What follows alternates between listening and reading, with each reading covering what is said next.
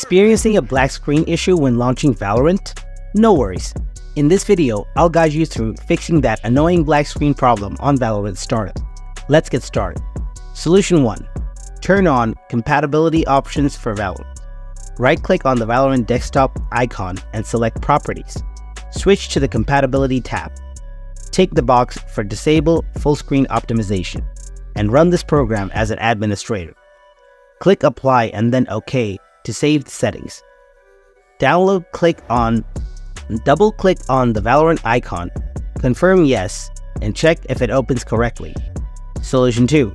Adjust Vanguard services settings. Type services in the search bar and click on it. Find the VGC service, right-click and select Properties. Set the startup type to automatic. Click Apply and then OK.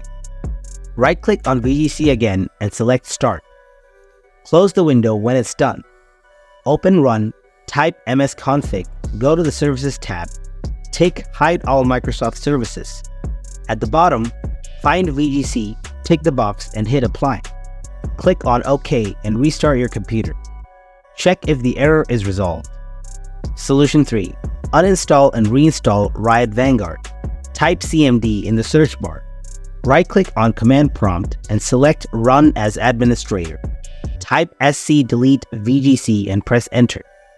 Type SC-delete VGK and press Enter. Close Riot Vanguard from the system tray. Open Settings, go to Apps, find Riot Vanguard and uninstall it. Restart your computer. Open Riot Client, click on Valorant and update it. Restart your computer again. Check if the issue is resolved.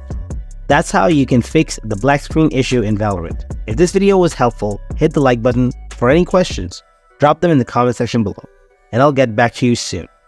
Thanks for watching.